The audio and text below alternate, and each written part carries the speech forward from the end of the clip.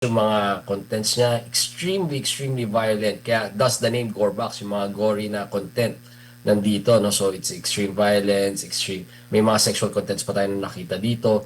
So kaya nga pinagbawal muna natin to because not only because of yung potential na influence niya do sa mga gumawa ng krimen na to, but also yung danger na napopost niya na baka makapag-groom pa siya ng ibang kabataan, makapag-exploit pa siya ng ibang kabataan. Yun ang pinakadahilan po na binan muna natin temporarily until makipag-usap sa atin ang mga creators nito, ang mga organizers, owners, at siguraduhin sa atin na ligtas at gagawin nila lahat para maging ligtas itong laro to para sa mga kabataan Pilipino. At kaugnay po sa isyong yan, meron daw isang laro na parang connected dito sa pamamaril dyan po sa Tacloban City. At kaugnay nito ay binan po ng CICC, ng Cybercrime Investigation and Coordinating Center, yung larong Gore Box. Ano ba ito? Ano ba yan, partner? Ang Executive Director na si Undersecretary Aboy Paraiso ang magsasagot niyan na partner MJ. Yusek, magandang gabi. Admar at MJ po yung makakasama. Yusek, good evening, sir.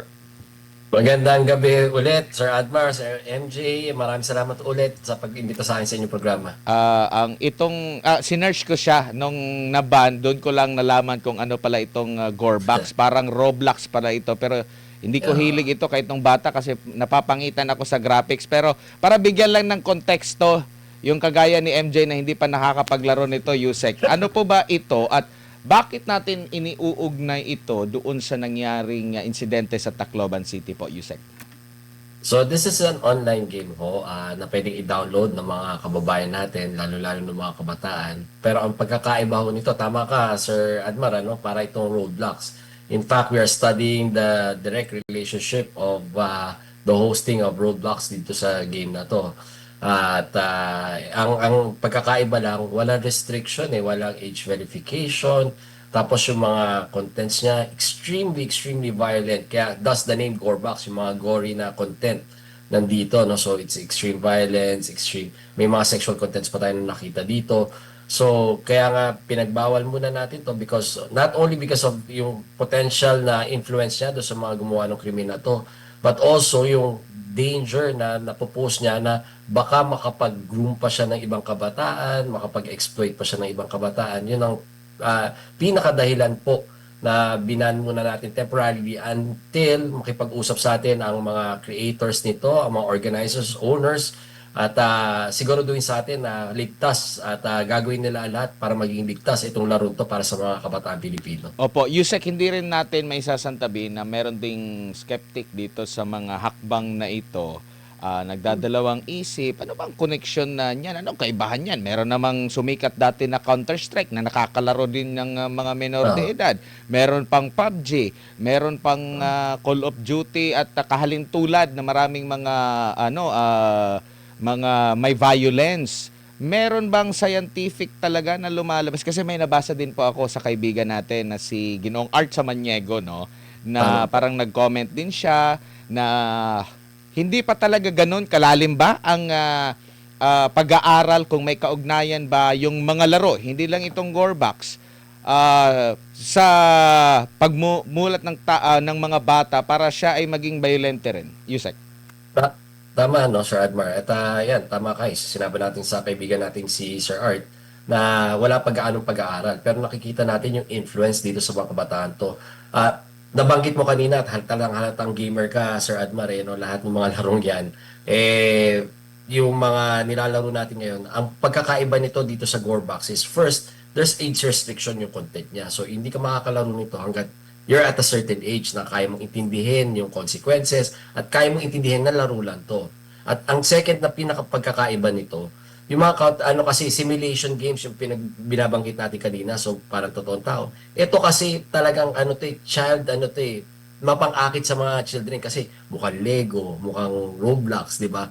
So yun yung ang target audience talaga niya, tsaka target players talaga niya, yung mga minor de edad talaga, given the way the game was created and given the imagery that you see, simplified, mechanics wise, mga simple rin kaysa doon sa mga binanggit mo mga laro, Sir Admar. Opo, naalala ko nung mga bata pa tayo, Yusek, kasama si partner MJ, hindi siya exempted. Easy. Naalala ko, stricto yung mga magulang natin sa telebisyon kasi wala pang internet noon. Makakapanood ka lang ng mga pelikula, palabas sa telebisyon lang ninyo, 'di ba? May mga channel 'yan na may mga movie hanggang sa umusad 'yon, nagkaroon ng mga internet cafes. Pero bago 'yon, stricto ang mga magulang. Nakikita niyo po ba na sa pag-usad ng ating teknolohiya ngayon, habang nagiging available itong mga pinipigilan dati ng mga parents natin, nakikita niyong malaking impluwensya lang ito. Hindi lang sa isang laro lamang ang pinag-uusapan natin, no? Pati sa buong internet, sa World Wide Web, sa internet, sa computer. Nakikita niyo po ba na ito yung maaring dahilan ng pagbabago na ng mga attitude ng mga kabataan ngayon, Yusek?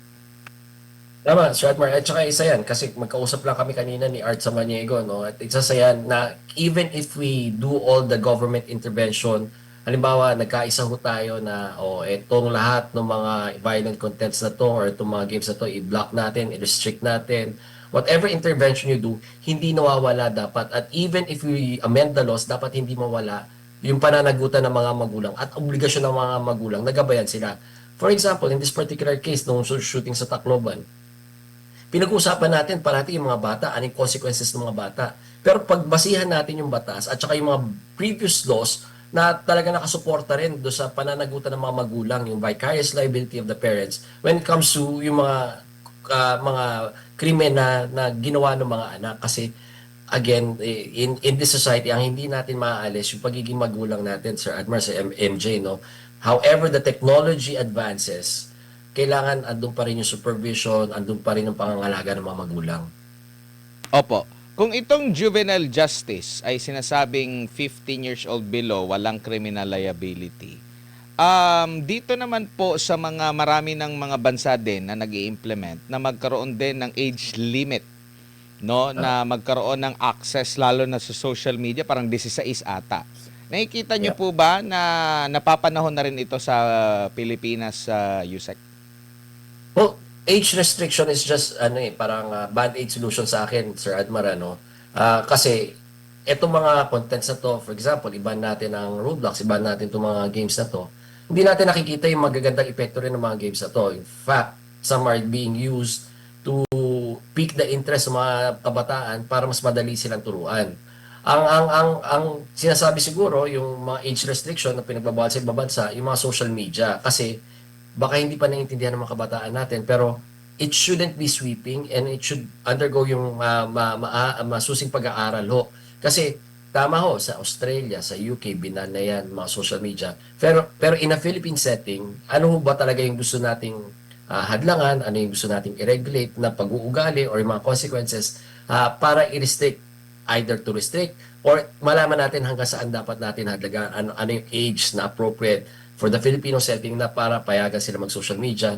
And again, I go back to the fact that it should also come with yung other responsibilities na kasi tayo mga Pilipino, family-oriented tayo, MJ, Admar, no? Kailangan natin, isaalang-alang yan pag magka-craft tayo ng laws na hindi lang, para kasi ang ginagawa natin pag nagka-craft tayo ng ganito laws, wala nang pananagutan yung magulang kasi kailangan yung mga bata sumunod. Hindi, kailangan hindi nawawala yung gabay at patnubay ng mga magulang natin.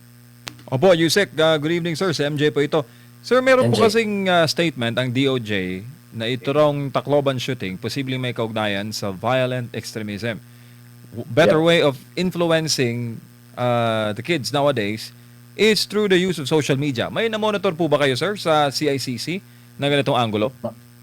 Matagal na ho nating sinasabi yan, Sir MJ. In fact, nung sinatry nating iban ho yung larong Roblox, ang dami nating criticism na natanggap.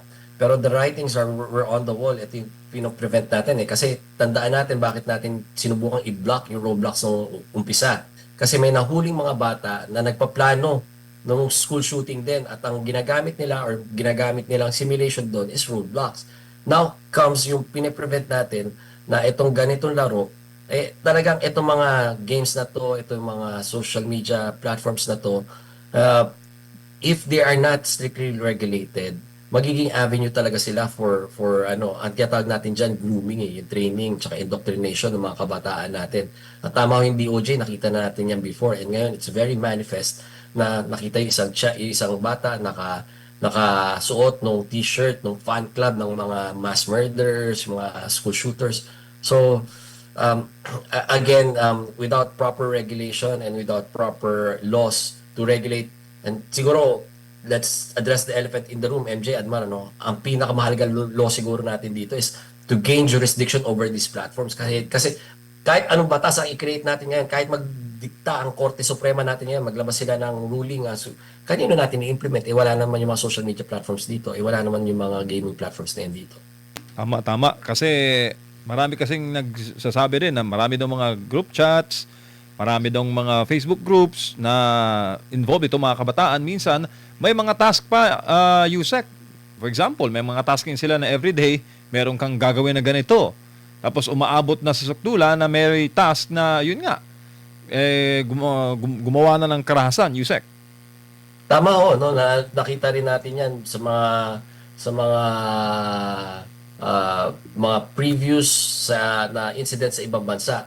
At minsan yung mga kabataan natin muntik na mabiktima diyan, yung mga suicide na mga tasking ho, ng mga gamified na mga larong to, tsaka yung mga group chats na to. So ang nakakatakot dito, Sir Admar, Sir MJ, no, itong mga group chats na to na-infiltrate not only by terrorists but yung mga predators natin at saka yung mga talagang gustong manamantala doon sa ating mga kababayan.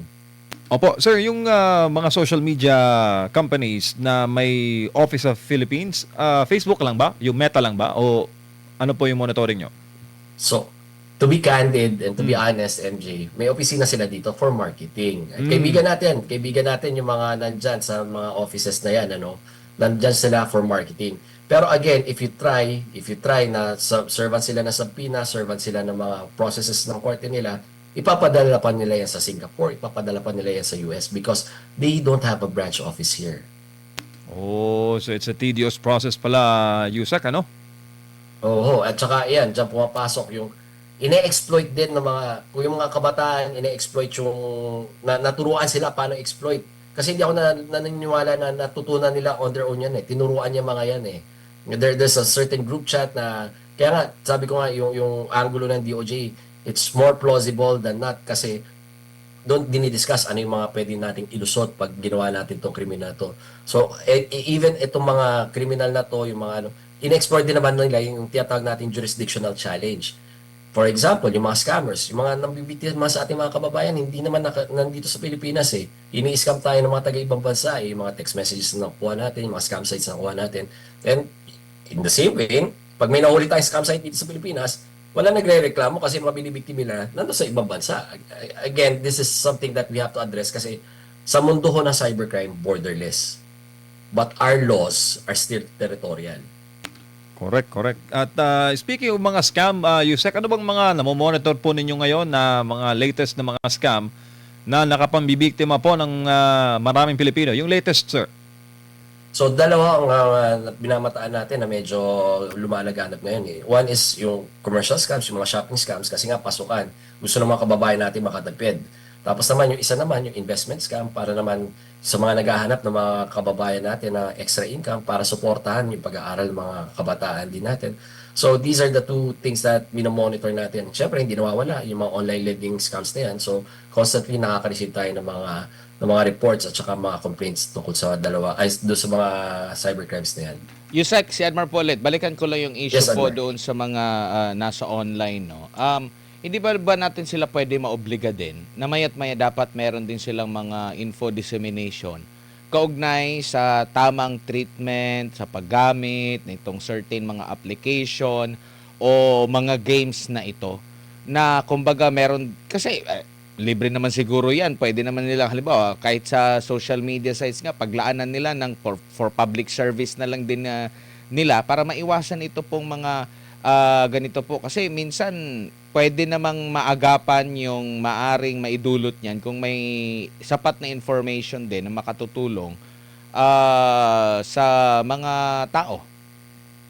Tama ho, Sir Edmond, ano? At isa sa pinakamagandang na ipunto natin ngayon is hindi ho solely responsibilidad ng platform, solely responsibilidad ng gobyerno, solely responsibilidad ng mga magulang. Kailangan it's a shared responsibility by all at sama-sama dapat natin itong tugunan. Na kailangan yung mga platforms na yan should also share in the burden of educating hindi lang yung mga magulang but even yung mga users nila on how to use the internet, yung internet safety natin, on how to properly use yung decorum, tsaka yung manners sa internet natin. Tapos at the same time, turuan yung mga magulang paano i-monitor yung mga anak nila. At the same time, turuan ho tayo na mga nasa mga regulators na nasa pamahalaan on how we can hasten the process pag may nakikita tayong online harms at paano actually ginawa na natin yan kasi nakipagtulungan tayo first andyan ho ang Meta seminar na tayo do sa community standards nila, susunod na ho ang TikTok. So inaaral natin yan and hopefully they reciprocate na maglaan sila ng mga spaces, maglaan sila ng advertisement para naman ho doon sa mga yung educational campaigns natin. At kanina ho, nag-usap na ho si Secretary Henry Aguda ng DICT at saka si Secretary Sani Angara ng DepEd. Siguro napapanahon ng diskusyon na isama na sa curriculum itong online safety na to. Pero napapansin ko dito sa mga social media sites sa USEC, halimbawa may mga balita, pero tinatag nila as dangerous daw, nagpo-promote daw yung paghahatid ng balita, paghahatid ng information patungkol nga dito sa ganitong shooting incident. Di ko lang alam kung saan sila mas stricto. Doon ba sa maghatid ng balita or doon sa mga napagkukunan ng mga source ng mga kabataan, USEC? At ang mahirap kasi dito, hindi pa ganun ka-develop yung tinatawag nating cognitive tsaka yung yung AI, yung agentic AI natin na gumagawa ng task na to. Kasi tama naman at parang pag halimbawa iaasa mo na mano-mano to mga to, isipin mo lahat ng mga tao babasa. Ilang tao kinakailangan para magbasa ng mga post at magbigay ng opinion nila. So, ang ginagawa nila, pinapasok nila yung parameters. And sometimes, yun nga, tama ka naman, na-experience din namin to at may mga nagre-reklamo sa amin, yung mga legitimate news outlets natin, parang nagkakaroon ng mga flagging ng mga social media sites because sinasabi nila it's dangerous content kasi nga, ang binabalita nyo, yung nangyari, which is yung source talaga ng dangerous content. For example, binalitaan nyo itong shooting na to, tinitilit ng AI as if kayo ang source ng shooting, hindi yung nung source na sinasite natin. Yun nga po, di ko lang alam, baka ito, napag-uusapan natin, baka isama na naman nila sa pag-flag. Pero siguro, Yusek, paalala nyo na lamang po sa lahat po ng mga stakeholders dito kasi hindi lang din naman mga kabataan ang may role dito po sa usaping ito, higit sa lahat yung mga magulang na gagawa-gawa ng mga bata pero ayaw din naman gabayan yung kanilang mga anak. Tama po, Sir Admar. No? Tsaka may narinig akong interesting na comment dyan. Sa panahon ngayon, ginagawa na nating yaya yung mga gadgets natin, yung mga cellphones natin, yung mga tablets natin, which shouldn't be the case. Hindi ho dapat nawawala yung obligasyon at responsibilidad natin bilang magulang na gabayan ng ating mga anak. And if laws are created later on or we retain yung mga existing laws natin, tandaan natin may provision dyan sa mga batas na yan. Yung responsibilidad ng mga batang gagawa ng krimen pwedeng ipasa sa mga magulang. So, kailangan nating tandaan mo yan. At kung sakasakali naman at binukas na ng CICC yung ating hotline 1326 na hindi lang basta pag sumbungan ng mga complaints but pwede na rin kayo mag-report dyan pag may nakikita kayong violent contents, harmful contents sa internet para take down kaagad natin yan at maalis natin yan at mapanatiling ligtas at kaaya-aya ang ating internet space. Yusek, dagang salamat. Maraming salamat po sa inyong oras at panahon sa uulitin. Ingat po kayo. Thank you, sir. Maraming salamat, Admar, MJ. Salamat po ulit. Si Yusek Aboy Paraiso, Executive Director ng Cybercrime Investigation and Coordinating Center o CICC. Kaugnay nga po sa mga may init na issue po ngayon na involve itong mga kabataan nga doon sa Tacloban. May isa po silang laro na nakikita nilang may masamang epekto, yung Gore Box, pansamantala nilang binan dito po sa ating bansa.